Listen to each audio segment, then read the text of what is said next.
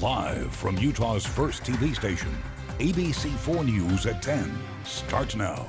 And thank you so much for joining us tonight. ABC4 News at 10 o'clock. I am Nick McGurk. Well, more than 3 hours. That's how long an armed suspect held Unified Police and SWAT at bay today. It happened near 6000 South Hazelhurst Drive in Taylorsville, and that is where we find ABC4's Nicole Newman. Nicole, what can you tell us?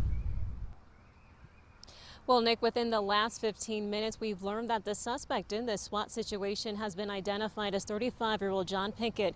Now, there were definitely some tense moments here as police tried to peacefully resolve this. Meanwhile, neighbors were trying to figure out what was going on. Unified Police say a road rage incident ends with tear gas being deployed into a Taylorsville home. The home is located near the corner of Hazelhurst and Cayenne Drives. He was in the house by himself. It was an ordeal that began at 5400 South Redwood Road in Taylorsville at 11:30 this morning. It was reported by a motorist that an individual had pulled out a gun and pointed at the individuals that were driving and had threatened to shoot him. Police were able to get information on who the car belonged to and responded by going to the suspect's home. Patrol sergeants came out here and was doing surveillance watching the house when the vehicle described showed up. That's when a SWAT situation began to unfold. This was around noon. When the suspect arrived, saw the police car and ran inside the house. Police say he then barricaded himself inside. SWAT was called in around 12:30 due to the fear the suspect had weapons inside his home. The standoff would last until just after 3 o'clock. We were able to take the suspect into custody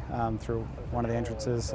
We had just prior to that had deployed some gas inside of the home. This was after police tried negotiating and deploying a flashbang. While all this was happening, neighbors were trying to figure out what was going on. This is out of the ordinary for this neighborhood. My family's lived here in this neighborhood for quite a while, since 1972. So when something pops up, all the neighbors gather and trying to find out what's going on.